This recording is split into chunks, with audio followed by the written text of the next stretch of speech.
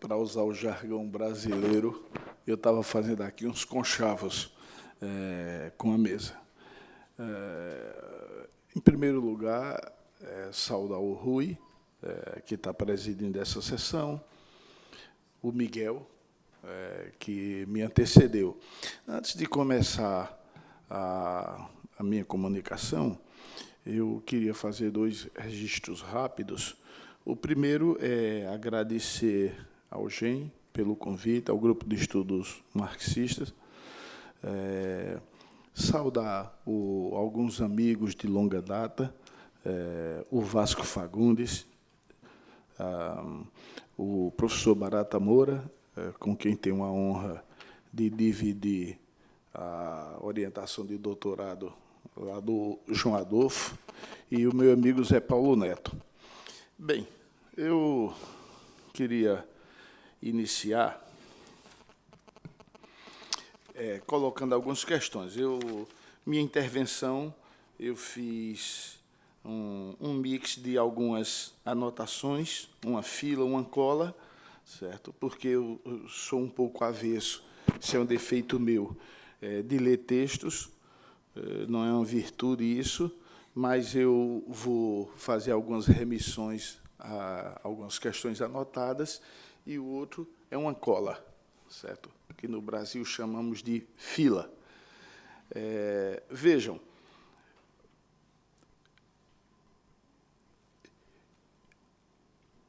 o Marx não teve a pretensão, e, por isso, na minha opinião, fez ciência, fez filosofia, ambas de boa qualidade. Ele não teve a pretensão onipotente, que é típica dos arrogantes, de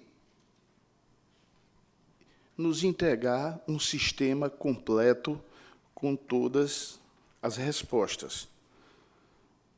Primeiro, porque isso não é atitude científica, nem é uma boa atitude filosófica. Segundo, porque esse era um empreendimento impossível. Eu diria que Marx nos deu as ferramentas básicas. É um pouco aquilo que o Brecht falou, que gostaria que tivesse na lápide dele. Ele fez as perguntas. Certo? Eu acho que Marx foi um pouco mais além que isso.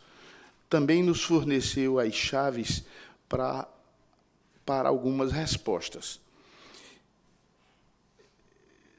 E cabe a nós, todas as pessoas, ou filosófico ou politicamente interessadas numa determinada perspectiva de mundo, trabalhar, fazer as outras tarefas.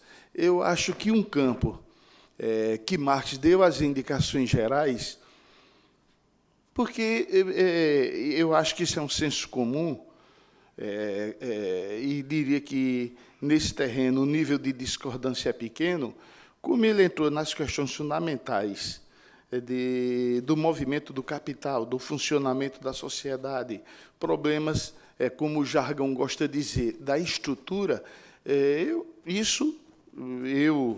e toda a torcida do Flamengo consideramos que essa é a questão fundamental.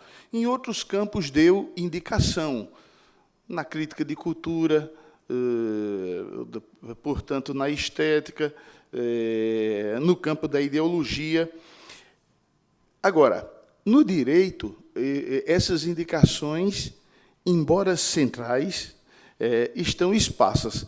É evidente que favoreceu a ele o fato de ter tido formação jurídica, porque isso minimamente faz com que você possa fazer o que nós chamamos de crítica interna ao direito. Você domina as categorias centrais da forma jurídica.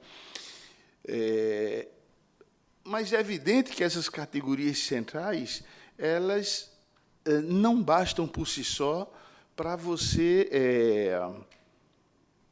enfrentar problemas concretos. Por exemplo,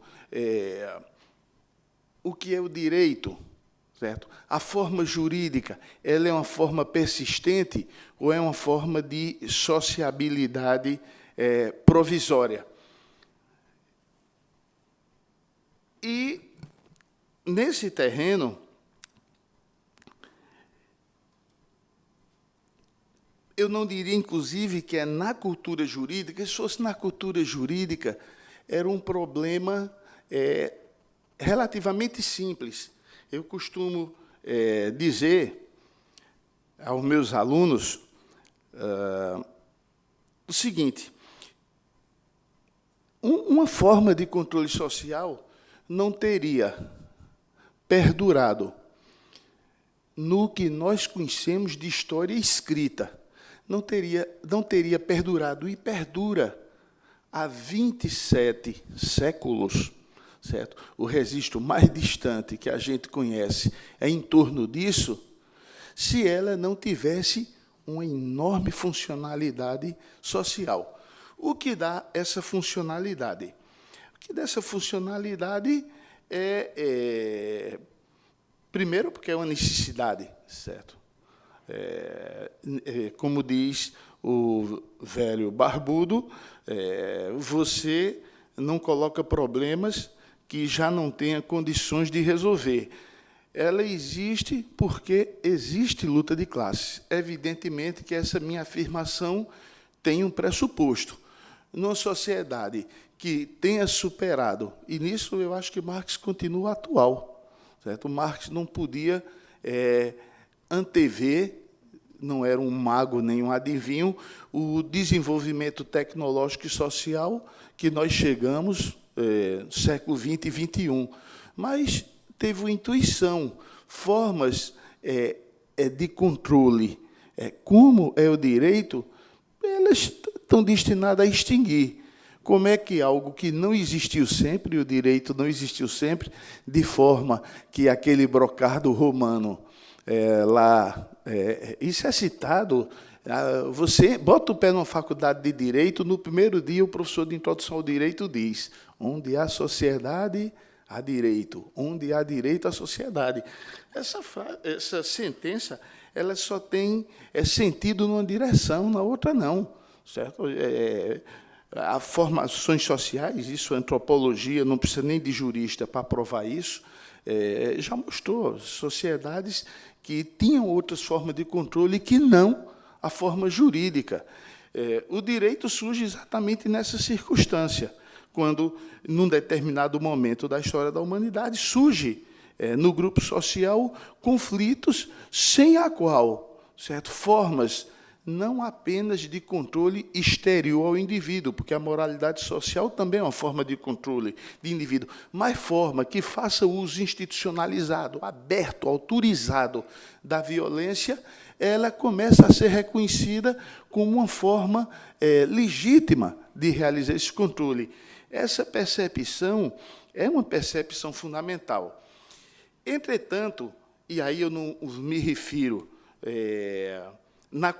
à cultura jurídica em geral, mas quero me referir especificamente à cultura jurídica marxista, o direito é tratado como algo supremo, acima das classes, e é quase uma ofensa aos juristas ex-professo você dizer que a forma jurídica, como uma forma venda assalariada da força de trabalho, a forma mercado, é destinada à extinção.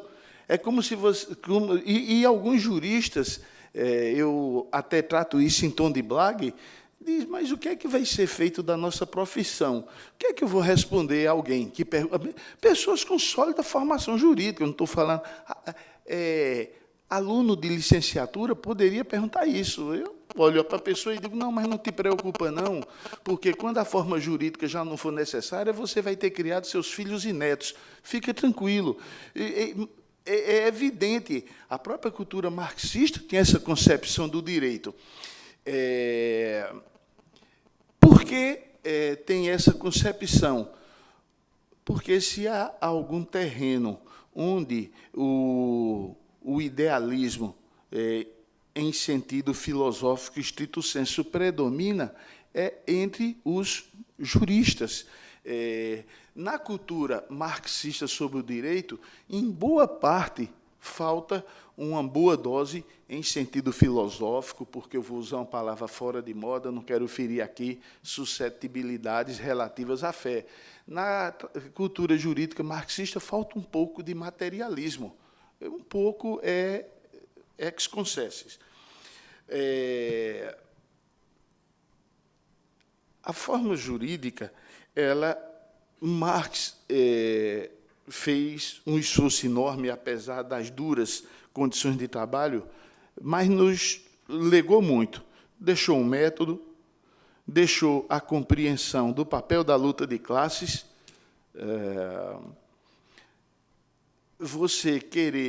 Deixou a teoria de organização em estado nascente, mas deixou a questão da cultura jurídica, como eu já ressaltei, cabe a nós construir, mas cabe a nós consolidar ou construir como queiram. Eu prefiro dizer consolidar, porque eu acho que as indicações centrais estão na obra tanto de Marx quanto do Engels, também optando por um método materialista. Tem uma carta de Engels a La Salle, aí agora eu vou filar para ser fiel ao autor.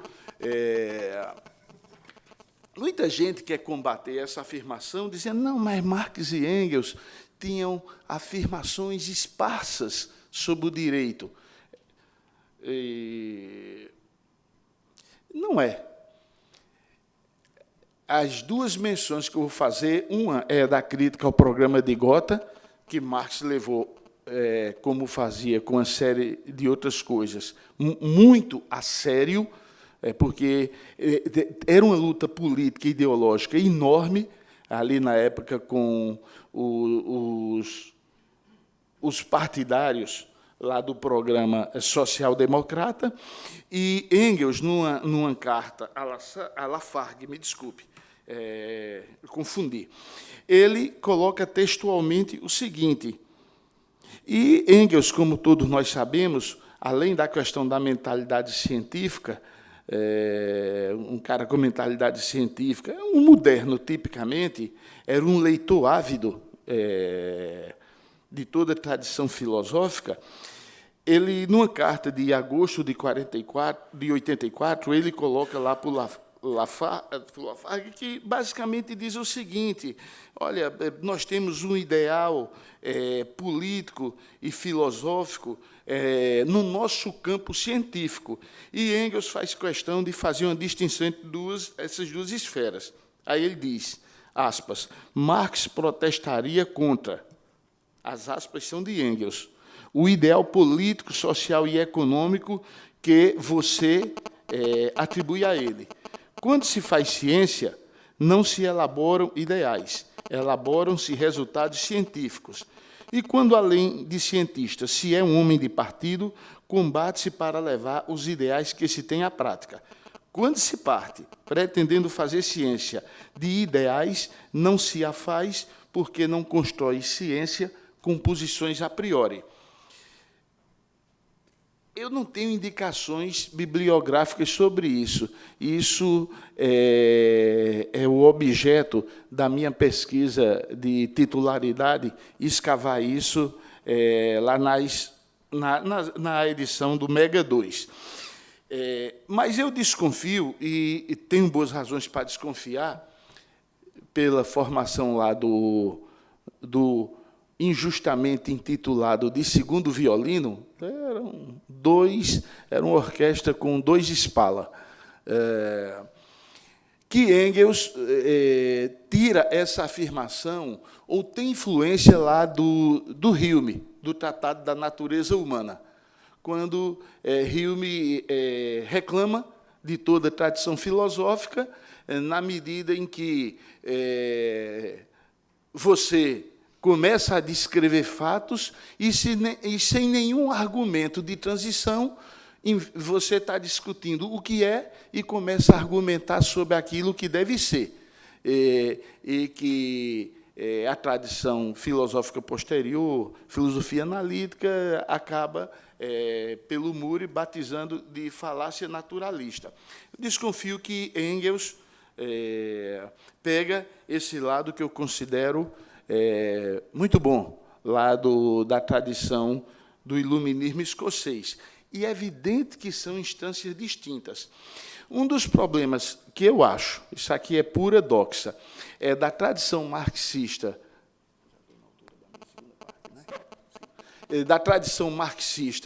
no exame do direito, é que os juristas de profissão, eles cometem, se tem consciência disso ou não, uma parte tem plena consciência, mas faz isso por uma das questões que eu vou falar lá no final, que é o direito cumprir sua função de justificar poder e dominação.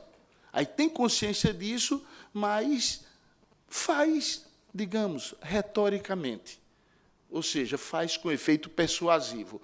Mas eu quero falar da cultura média, que pensa o direito, sem querer polemizar com o meu querido amigo antecessor, notadamente a tradição jurídica, que eu não o incluiria, mas que faz dos direitos humanos uma leitura completamente idealista, como o ideal máximo, já que é impossível socialismo, é impossível emancipação social, só nos resta... e eu acho que os direitos humanos têm um papel importante, mas dizer o seguinte, é o último bastião onde eu devo me abraçar para não ir ao mar, é brincadeira, temos que levar as coisas a sério. Então, voltando, esses setores do pensamento, da teoria do direito, inclusive da filosofia do direito, descrevem a forma jurídica, não faz nenhum argumento de transição, sequer chega à elegância teórica de dizer, bem, eu descrevi, a partir de agora eu vou dizer como acho que, no mundo ideal, no mundo perfeito, as coisas deveriam acontecer, se é que é possível um mundo perfeito. Não faz nenhum argumento de passagem e passa a uma tradição, inclusive, pré-burguesa. Você dizer que o direito é arte do bom, do justo e correto, sem discutir o que seja bom, o que seja justo e o que seja correto, eu não diria nem que uma pessoa dessa está numa tradição pré-marxista, está numa tradição antiga, porque nós não precisamos de Marx para dizer que justiça é um conceito abstrato, é forma que cabe o conteúdo que, do ponto de vista dos seus interesses de classe, você coloque, certo? Isso, um filósofo insuspeito, eu me refiro a Platão, já o fala, certo? O Platão, do diálogo com Trasímaco, você não vai considerar um Nietzsche um cidadão com veleidades comunistas, está entendendo? Fala nisso. Mas a nossa cultura marxista nos dá esse elemento. Engels, vou citar alguns. Engels, na questão da habitação, ele fala claramente que, num determinado momento, pela necessidade de controle social, a sociedade burguesa cria uma casta, é esse o nome, casta de juristas, cuja função é justificar o poder e a dominação. O Marx, que era um cidadão ponderado, rigoroso, metodologicamente, na crítica ao programa de Gotha, ele coloca isso, todo direito é direito de desigualdade. E vai longe, porque a ideia de direito igual ela é muito forte na cultura, na vertente central da cultura jurídica. Ele diz, tem que levar em conta os velhos, os que podem trabalhar menos, os doentes, a questão de um fundo que você cria a partir ali do trabalho para sustentar as atividades sociais no capital.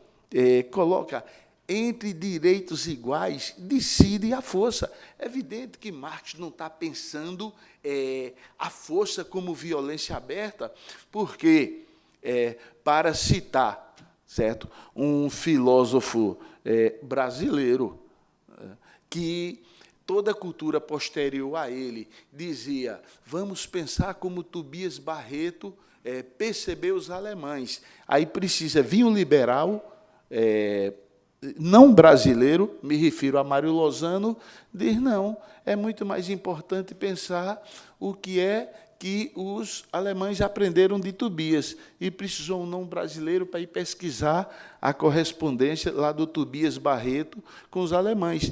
Tobias afirma claramente: um liberal de boa matriz. Direito é apenas a força que dominou a própria força. É exatamente isso.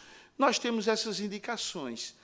Por que a cultura estou falando, digamos, a exegese que se faz de Marx, pelo menos no campo do direito,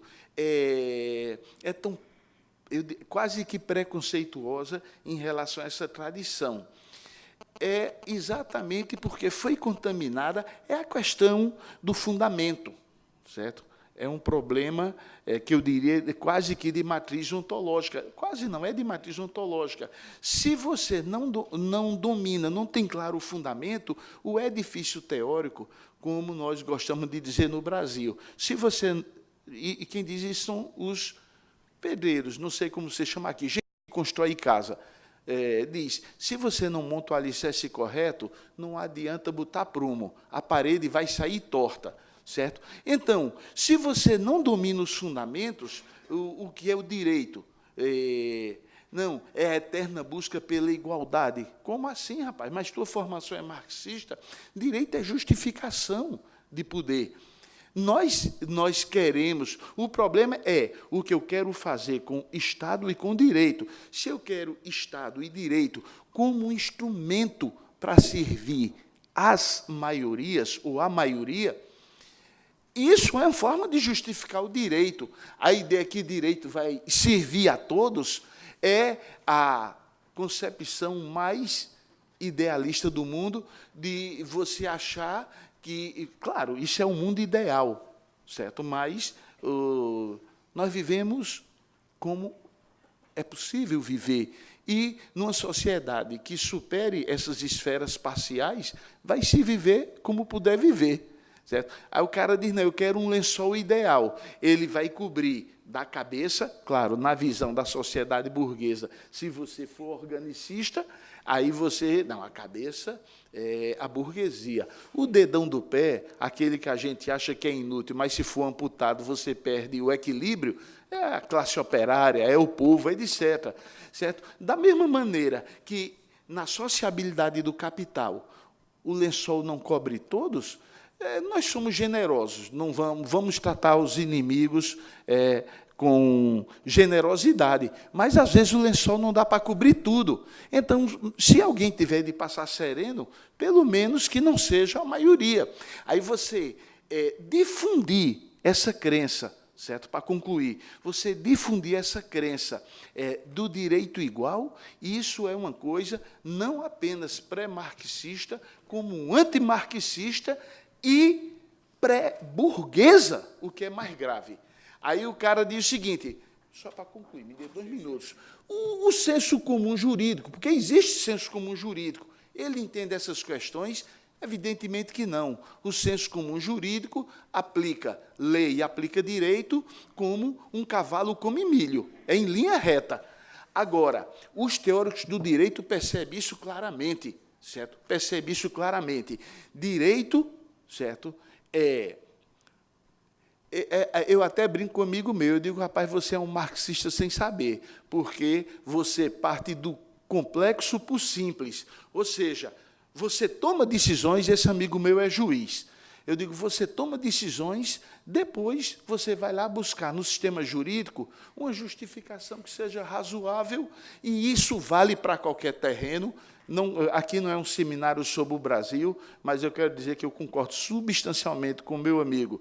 com o que o meu amigo Zé Paulo Neto colocou no início, porque eu tomo as decisões e depois vou em busca da justificação. O direito funciona assim. Enquanto os marxistas não dominarem profundamente essa questão, nós vamos fazer as mudanças que forem necessárias e o trem da história regride, porque, para uma sociedade socialista, você tem que construir um direito correspondente a ela. Não tem alternativa.